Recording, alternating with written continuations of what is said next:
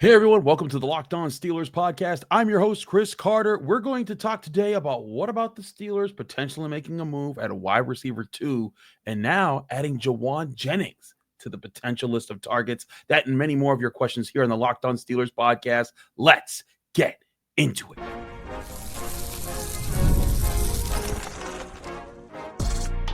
You are Locked On Steelers, your daily Pittsburgh Steelers podcast. Part of the Locked On Podcast Network, your team every day.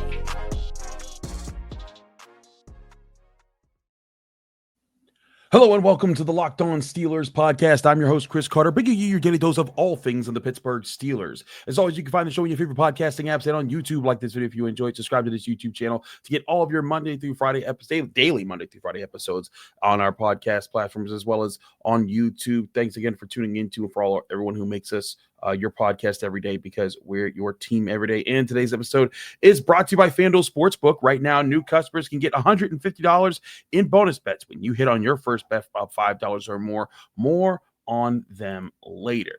Now, when it comes to the Steelers, first of all, I want to say we're back here. Some quick notes. If you didn't notice, over the past several episodes, we were kind of pre-recording episodes and stockpiling them well in advance of the actual day when they were recording. Typically, I record the night before, the day before an episode, because I like to keep things as fresh as possible. But I personally needed some time to step away and take care of some business. And for those who don't know, I went and got married. And I want to say thank you to everyone who supported me and my wife with their kind words, with their reaching out, with their congratulations, especially those who showed up at our wedding. You know who you are, and those who gave gifts to us at our registry. Thank you so much. We felt so warmly received by so many of our family and friends and people around. It meant the world to us. So thank you for that. And please understand that as I go through getting ready for training camp, that's something else that I've been doing. And we're kind of still, in the post-wedding bliss. I'm going to take like a full official honeymoon some other time. But, wanted to say thank you for everyone for understanding as we pardon our dust here with the Locked On Steelers podcast and some of the things we are. But during my time away, during my time of tying the knot and getting and locking that down, some things have been happening that have been causing a stir in the NFL. One of those things has been the further pressing issues of some contract situations across the NFL, especially with some wide receivers. One of those players is Jauan Jennings, a wide receiver for the San Francisco 49ers, who indicated that he'd want a new contract or to be traded from away from the 49ers. He indicated to them as recently as Monday. Here's Jeff from Colorado with a question on that situation. Hey, Chris, this is Jeff in Colorado. Love the show. I'm just wondering, with the need for a wide receiver too, and Jauan Jennings potentially seeking a trade, just wondering if that was a potential target that might increase our offensive potential. So first of all, good question. Thank you for the question. As always, you can call in just like Jeff did at 412-223-6644. Leave your name, where you're from. Keep your question under a minute. We thank you for everyone who calls into the show. Please be patient because we have a lot of calls. A lot of y'all been calling. We appreciate that. But let's dive into Jauan Jennings. This is one of those players that I do think that Omar Khan has been more so waiting for. I think this is one of those trades that could actually be a much better fit for not only the Steelers' needs, but for what it would cost to get such a player like Jauan Jennings. I also think this is a sign of why Omar Khan has been waiting to make a move at wide receiver too, because things like Jauan Jennings, you don't necessarily know for sure if it's going to be a thing or not, if he's going to want a new deal, if it's going to lead to problems, if it's going to lead to holdouts, or do they want to trade? There's going to be guys like this that spark up around the NFL, and that's going to spark new interest. And if you make your move too early, you could be locked into a situation where you're like, man, this next one would have been the perfect one. And I think that's what Omar Khan has been waiting for to see other things happen before the Steelers lock in and make their big move for a wide receiver 2, if they even make such a move, because we know last year they didn't make such a move. Now, Jennings isn't the first, nor will he be the last NFL wide receiver to raising some noise about his contract situation. Heck, the Commanders wide receiver Terry McLaurin just made another public statement just yesterday about his being unhappy with his contract negotiation process in Washington. This is a direct quote from the interview that he gave. Quote, "I've been pretty frustrated, not going to lie. Everything that has transpired has been pretty disappointing. I want to continue my career here," talking about Washington. "I've created my life here, so I want to be here. Just to see how things have played out has been disappointing." End quote. Now, that's Terry McLaurin being very loud that he doesn't like how his situation is being handled in Washington. But I've said this all along. I still believe McLaurin and the Commanders are going to work it out despite all this extra drama. The Commanders have plenty of cap space right now for this year and for next year to sign Terry McLaurin for big money, the big deal that he deserves, because he is a very good player. Like, again, if the Steelers land him, that would be a push the button, like Chris is doing all the emergency podcasts. I was really scared that Omar Khan would make such a trade on my wedding day, because I was like, please don't let anything like this happen, because I can't deal with that kind of stuff. Omar Khan, thank you, Omar Khan, for not doing something like that on my wedding day. But in all seriousness, I think that's where this makes too much sense for the Commanders to not get a deal done. Remember, McLaurin was a huge part of a team that just fell short of the Super Bowl, losing to the Eagles in the NFC Championship game with their star rookie quarterback in Jayden Daniels. They had great chemistry between Daniels and McLaurin. It'd be silly to not get a deal done, to lock down this star receiver with your star quarterback in his prime when you have the rookie deal and you can rookie quarterback on a rookie contract, or a quarterback on a rookie contract that's playing at a high level. You sign your big time players when that happens, so you give yourself the best window at winning a Super Bowl. They'd be silly to not get a deal done. And as you can hear from Terry McLaurin, even throughout this process, he wants to be there. So I just think this is some grandstanding. Both these sides will come and work out a deal, and I don't think that Terry McLaurin will actually ever be truly available for the Steelers to make a real trade offer. But Jauan Jennings does make more sense as a target for Omar Khan. One, he's got a good build as a wide receiver. He's 6'3", 212 pounds officially listed, and he's put up some solid numbers with the Niners. Even bigger than his last year, which is best year, 975 receiving yards and 6 touchdowns for the 49ers last season, was his 20 contested catches in the NFL last season. According to Pro Football Focus, that was 4th most among NFL wide receivers. Jennings can win at the catch point in traffic, and that's a huge part of his profile. His contested catch rate was 7th best among qualified receivers in the NFL, just behind the likes of Terry McLaurin, Amari Cooper, and Mike Evans, but just ahead of the likes of A.J. Brown and CeeDee Lamb. He's not a superstar, but he could be a good wide receiver too that makes the tough catches over the middle in the tight spaces and doesn't cost you a whole lot of money. He's experienced in the NFL with 4 years, and he could be cheap.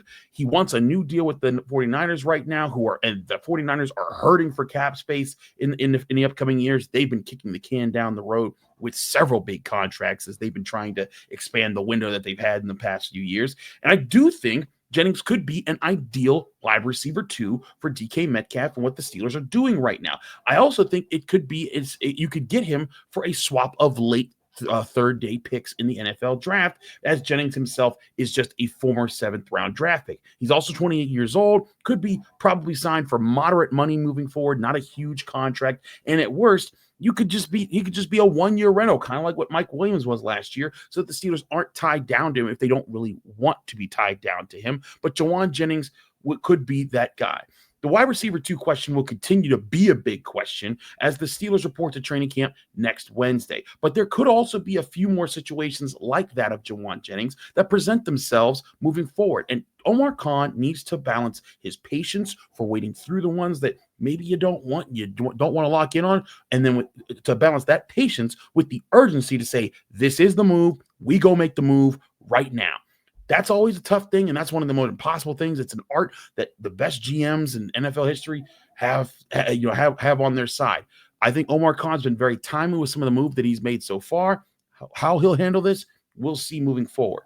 We're going to take a quick break. When we come back, though, I want to explore more questions that you guys have called in with about the wide receiver 2 situation. So we'll take more of your calls in our next segment here on the Locked On Steelers podcast after this quick break. I'm your host, Chris Carter. Stick with us. We'll be right back. But first, I want to remind you this show is brought to you by FanDuel Sportsbook, the number one sportsbook in America. Summer sports are in full swing, and whether you're all about baseball under the lights, golf on the green, or high-stakes soccer action, FanDuel is the best way to make every game even more exciting. You're already following the action, so why not make it a little more thrilling? With FanDuel, you can get in on the game while your friends are getting sunburned at the beach. I've been using FanDuel to track my favorite matchups. The app keeps it fresh with new daily promotions and fun ways to bet. It's easy to use, fast to pay out, and makes even regular season games feel like must-watch events. Whether I'm placing a same-game parlay or watching a bet right into the ninth inning, FanDuel Sportsbook makes it feel like you're always part of the action. New to FanDuel, new customers can bet just $5, and if you hit on that, you can get $150 in bonus bets if that first bet of $5 or more wins. Open the FanDuel app today or visit their website at FanDuel.com/lockedon to get started. That's FanDuel, America's #1 sportsbook.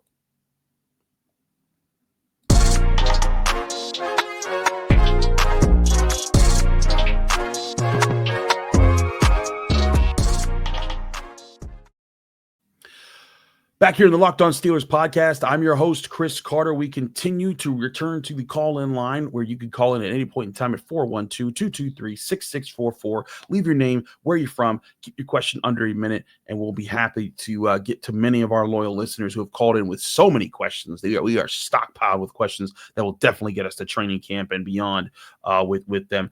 So let's get to our next question. This one comes from Daryl in Martinsburg, West Virginia. Daryl, take it away. Hey, this is Daryl Johnson from Martinsburg, West Virginia. I wanted to get your thoughts on Chase Claypool reuniting with the Steelers potentially. And then I hear there's another wide receiver for the Colts, Alec Pierce, where his trade talks or salary talks have stalled. So what's his potential as far as coming to the Steelers? Thank you for your question. As always, we appreciate everyone who calls in, like Daryl, 412-223-6644. Leave your name, where you're from. Keep your question under a minute. Let me first address the Chase Claypool part of the question, Daryl.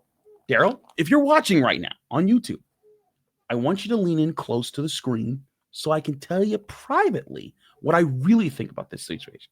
That's right. Come in. Lean a little bit closer. That's right. Don't, up against the screen. Now, don't ever ask that kind of a question again. Not in this show. Absolutely not. Chase Claypool, get out of here. We're not doing this. Not me, not you, not Omar Khan, not nobody is doing that. Don't ever do that again on my show. Now, listen, I just got married.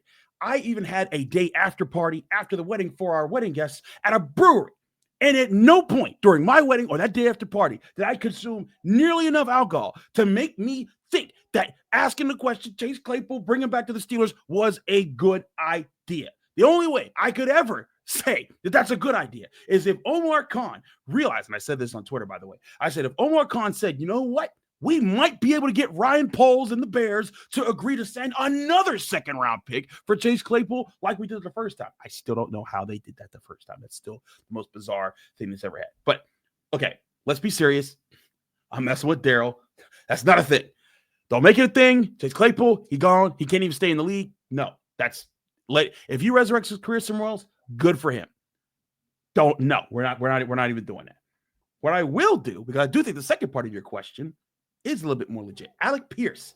I can get down with that guy. I liked Alec Pierce coming out of Cincinnati a few years ago. He ran a 4.41 in the 40-yard dash. Similar build to Jauan Jennings, 6'3", and can be a big play threat. I even put up their Ross comparisons, relative athletic score, that is. Jauan Jennings, the reason why he was a seventh-round pick, not that fast, right? A 4.72 40-yard dash, was not that explosive. His build was great, and he had good hands, but athletically, he is not nowhere near Alec Pierce, who, like Jauan Jennings, basically they have the same build, 6'3", just a little similar, very similar in weight, just over 210 pounds, but a 4.41 40-yard dash, 40 and a half inch vertical, a 10-inch broad jump, all really good measurements. The only thing he struggled with was the 3-cone, and you could take that problem with a guy like Alec Pierce. He's a guy who I have liked, and I think that he's been underused with the Colts, and could be a big play threat and a really good wide receiver too, who you may even want to sign to a future deal if you brought him to Pittsburgh. The only problem I see with Alec Pierce is I don't know if the Colts are just going to let that guy go for cheap. Pierce had just had his best season in the NFL with 824 receiving yards and 7 touchdowns in just his third year in the NFL. And we all know with Anthony Richardson, that quarterback situation has been a mess in Indianapolis. So he hasn't even had a proper chance to get his feet set. He's also a former second-round pick entering the last year of his rookie contract. The Colts have plenty of money to spend moving forward going into next year. So I think that Pierce, like McLaurin, most likely gets to re-sign with the Colts and won't be available unless someone gives up real draft capital to get him. And again, I don't think the Steelers are looking to give up real draft capital, at least in 2026 or even 2027, because those could factor into trading up, because again, I think the Steelers are stocking up their picks to be ready to make a big play at quarterback in the upcoming NFL draft. So Daryl, you're more onto something with Alec Pierce, because I do think the style of his wide receiver and a player like him would be a great target for Omar Khan to get. A guy on his the last year of his contract who maybe the team won't sign. I think they do sign Alec Pierce in Indianapolis, but it looks like Jauan Jennings could be something else on that situation. And they could be a good threat in your receiver room that works with DK Metcalf. So I do think there's something along those lines. So that Alec Pierce, good part of your question. But again, don't ever ask about Chase Claypool again. Not on this show. Thank you for your question. We're gonna go to another question. This one from Kenneth out in Pittsburgh. Kenneth, take it away. My name is Kenneth Wright. I'm calling to see which Pittsburgh wide receiver going to be having a breakout year this year. Is it Kevin Austin or Roman Wilson? Let me know about that, please. Thank you. Thank you, Kenneth, for your question. As always, like Kenneth did, 412-223-6644. Leave your name, where you're from. Keep your question under a minute. We'll try to get your question on the show. Now, inherently, I feel like you almost have to go with Calvin Austin right now, right? Like, the year he had last year was his best season numbers wise. It was just his third year in the NFL, really just his second because he missed his rookie year due to injury. But he had 548 receiving yards and 4 touchdown receptions. And I really do think he's taking good steps forward to being a bigger threat as an overall wide receiver. I also think Aaron Rodgers this year with Calvin Austin might unlock parts of his game that we haven't really seen, with his speed and his ability to get loose on players with more short crossing routes where Aaron Rodgers makes simple checkdowns that turn into big plays because he's good at reading defenses. And these are plays where Calvin Austin's speed can turn into getting plenty of yak. Now, here's the thing. I also think Roman Wilson has some of those skill sets. He could be something like that, but I think that he's behind Austin as far as development naturally, because this will be his second year in the NFL. This will be Austin's 4th year in the NFL, both of them missing out on their rookie seasons. So I just favor Austin right now. But make no mistake, I think both could take good steps forward as wide receivers this season, as long as they come correct, don't get injured, in a major way, and they build a connection with Aaron Rodgers. But I also think that the answer to this question ties back into the conversation that comes from the past few questions, in that I don't think the Steelers are necessarily looking for right now the long-term answer to trade for or sign at wide receiver 2. Now, why is that? You answer like, Chris, isn't that the whole point? You want to lock down your wide receiver 2. I hear you.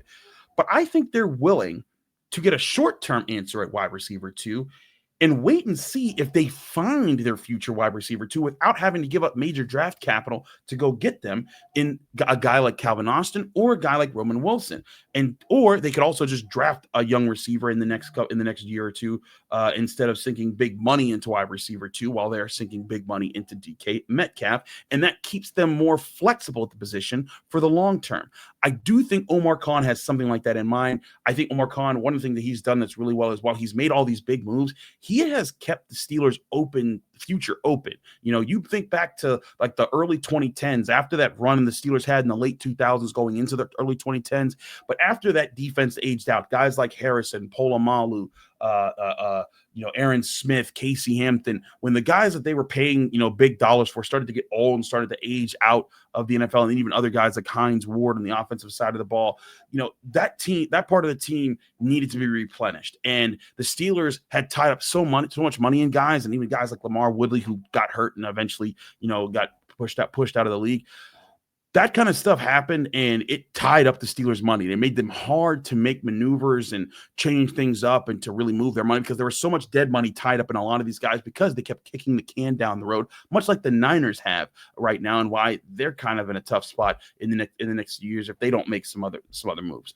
But right now, with the way that Omar Khan has set things up, he has the space and maneuverability within his cap space. And I think that's another reason why they got Omar Khan, is because he's very mindful of these things. He was known as a cap guru before he was a GM, when he worked under Kevin Colbert. I think that's what the Steelers are lining up right now. They're trying to give themselves as many chances to bite at the apple as possible, because they want to see, hey, instead of just trading a first-round pick for Terry McLaurin, what if Roman Wilson or Calvin Austin turns into that really good wide receiver 2, and they've been sitting under our nose this entire time?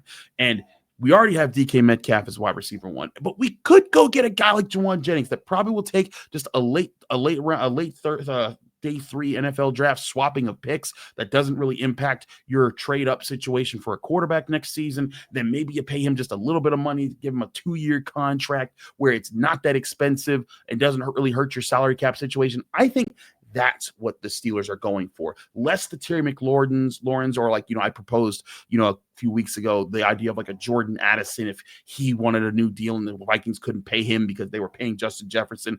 I think that's more what the Steelers are looking for, is to see, hey, let's see how these guys look with Aaron Rodgers, and let's see if they can be unlocked to potentially be wide receiver 2s in the Steelers offense before they commit to something big. And again, I still think Omar Khan makes a play at wide receiver 2, but I think they're going to wait and see what happens in Steelers training camp, see how well Wilson and Austin do, and then based off of that, then if they feel like one of those guys or both of those guys are wide receiver 2s or even like really good wide receiver 3s, they might say, you know what, we'll just sign Gabe Davis, or we'll go make this very light trade for this guy out here that replenishes the room and gives us another vet option. But if they go in and they say, oh man, this situation's rough, Calvin Austin's hurt or not, or he hasn't actually progressed the way we want, and Roman Wilson's still not playing well, yep, let's go make that trade. Let's go get that guy that's a real wide receiver 2, and let's just do it. Let's just make this move now so we don't have that question. But I think that Omar Khan is keeping those options open with how he is handling the wide receiver 2 situation. But again, the wide receiver 2 situation is being left open because the Steelers have to make big plans, to make big moves in the NFL draft to find their QB of the future.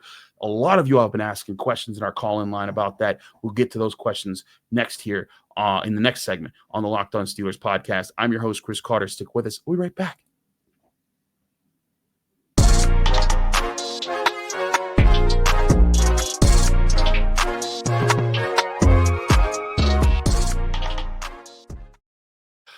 We're back here in the Locked On Steelers podcast. I'm your host, Chris Carter. Let's keep the questions rolling. As always, you can call into the Locked On Steelers podcast call-in line at 412-223-6644. Leave your name, where you're from.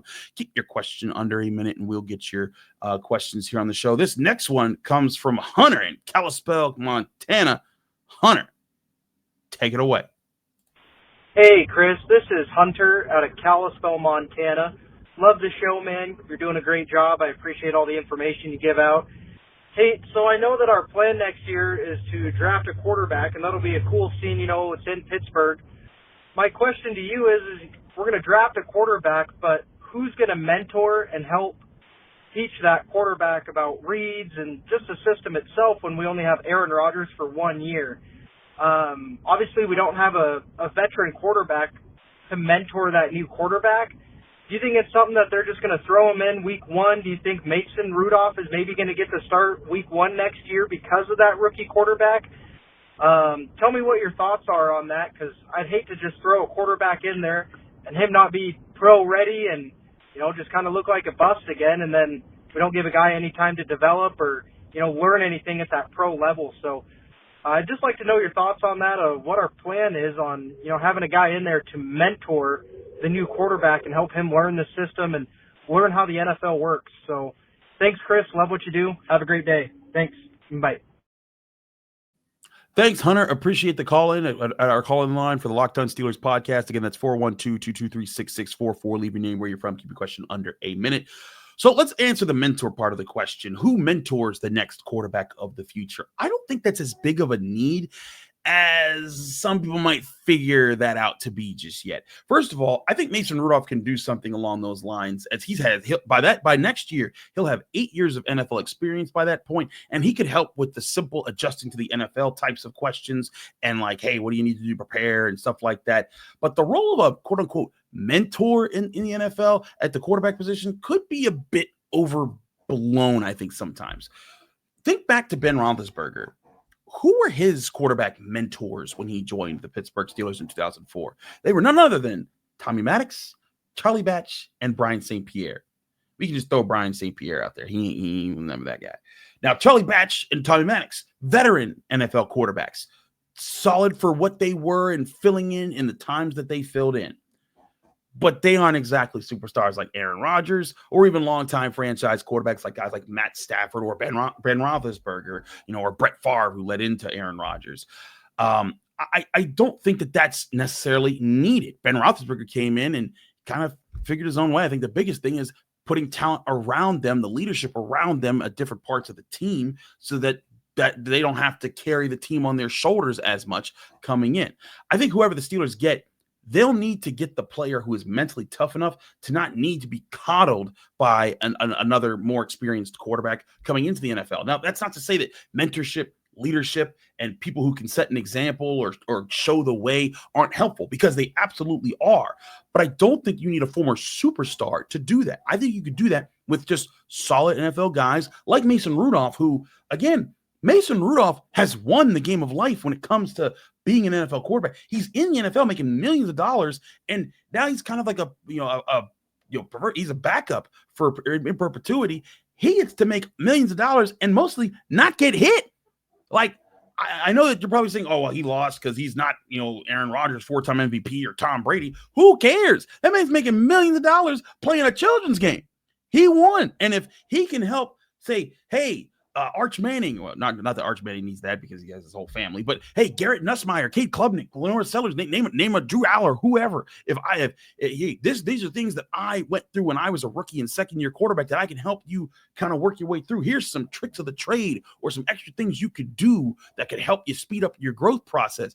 Those are the things that I think Mason Rudolph can probably would do, because I think that he's shown to be a good teammate to not just the guys around him, but also other quarterbacks in the room. So whoever the Steelers get in 2026, assuming they do draft one in the first round, I think they'll most likely compete with Mason Rudolph and Will Howard in training camp. And I think that'll be fine. I think and Mason Rudolph can be the presumed, early starter, much like Mitch Trubisky was for Kenny Pickett. We all saw how bad Mitch Trubisky was, and Mason Rudolph is definitely better than that. And I also think, again, the Steelers are going to have a much better situation on offense than they did back in 2022. Their offensive line should be better because we've seen progress with Zach Frazier. You're hoping Troy Faltano works out. You're hoping Broderick Jones works out. They're all more experienced. You're going to have probably a better running back situation with Jaylen Warren and or Caleb Johnson, DK Metcalf in the fold. So there's going to be more around for them to work with that doesn't necessarily need the mentor quarterback. And I do think that if they need to give that, name your rookie quarterback that you want the Steelers to have, if they need to give that player time, Mason Rudolph can do that. He's shown his ability to fill in for, games here and there. And I think that would be totally fine. He's also shown that, hey, if I got to get passed up on, that's okay. I'm going to still make my millions as the backup quarterback. I think Mason Rudolph is the Charlie Batch for the Steelers until they find another guy like that. And Charlie Batch made a whole career out of it. Again, Charlie Batch won the game of life. He made millions of dollars playing in the NFL, won Super Bowl rings, and was able to just be a backup, a beloved backup in his hometown area. So I think that's a good question, but I do think that it's not necessarily needed as a superstar mentor for the young quarterback. And I do think that if Mason Rudolph has to be a temporary starter to set up that young quarterback for the future, that's totally fine. And who knows, maybe some of you Will Howard fans will get to see him maybe get a shot at that before the rookie quarterback. But again, that ties into this question. But I want to tie that into also the next question, because the readiness question of the rookie quarterback is also important. Ryan from Pittsburgh has a good question on that. Take it away, Ryan. Hey, Chris. This is Ryan. I'm from Pittsburgh, PA. We've been talking about how, they draft Will Howard in the 6th round. A lot of Steelers fans are thinking that he could be the future. I personally don't think that. And you bring Aaron Rodgers in for a 1-year stint to sort of tie this offense over. My question to you is, with Aaron Rodgers coming in, hopefully he plays better than Russell Wilson. Maybe we make a playoff run. This team always wants to be competitive. My concern is that, say we go to the playoffs, we win a playoff game, the offense is growing, then we use our picks, draft the first-round quarterback. What kind of pressure is that going to put on our first-round quarterback to win now, since this team would have shown that it's built to win? Just want to hear your thoughts on that. I appreciate it. Love the show. See ya. Thank you, Ryan. It's a very good question. Again, calling like Ryan did and all our callers did in for today's show at 412-223-6644. Leave your name, where you're from, keep your question under a minute, and we will happily get to your questions on the show. So here's the thing, Ryan. If I'm a GM or a head coach, I don't want a QB who's worried about the pressure. I want the guy that says, I want the pressure. I want the adversity and looks to stand tall in the tough moments. That's a key factor, and it factor, if you will, to what I personally think makes great franchise quarterbacks that you want to be the center of your organization. They have to be willing to be the leader in big, tough moments and wade through the good and the bad to lead the offense, even when people might say, are they ready? Are they ready to step into the big shoes? They don't need someone to tell them that they're ready. They just know they are. And I think that that's part of what you want in a quarterback and what the Steelers are going to be looking for beyond just the arm strength, beyond just anything else. They need that intangible of a guy to step up and be the guy that's going to lead them to their biggest wins and hopefully open up their next Super Bowl window. That's something that I also look for in quarterbacks when I'm trying to study guys. I look for not just their numbers, but how do they respond in tough situations against good opponents, against adversity. Even if they weren't winning, if it didn't lead to their team winning directly, did they give winning plays and the winning moments where maybe the team lost out of circumstances out of their control, but they did make big plays that gave their team a chance or put them in position to win or came up big in tough moments. And remember, that has to also combine with having NFL skill traits like arm strength, like speed, like size, like processing ability, all those different factors there.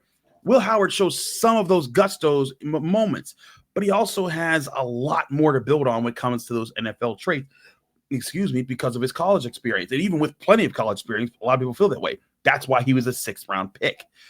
But that's also why I keep telling people to watch out for a guy like Lenore Sellers out of South Carolina. You look at some of his big plays that he made last year in his first year as a starter, and he exudes that kind of playmaker at the quarterback position that shows leadership, shows ability to see the field, and has the NFL size, arm talent, and speed. He has great precision on some of his throws. Has to tidy it up a bit more. He still has room to grow, and he has to prove it more, especially this year. He has to prove he's the guy. I'm not saying he definitely is the guy, but out of next year's class of guys that could be available, I just like the way that he kind of fits into it with the big plays that he made in big games. He even stepped up and beat a guy like Cade Klubnik, another guy who I think fits that bill out of Clemson. And Garrett Nussmeier out of LSU, another guy that I really like there.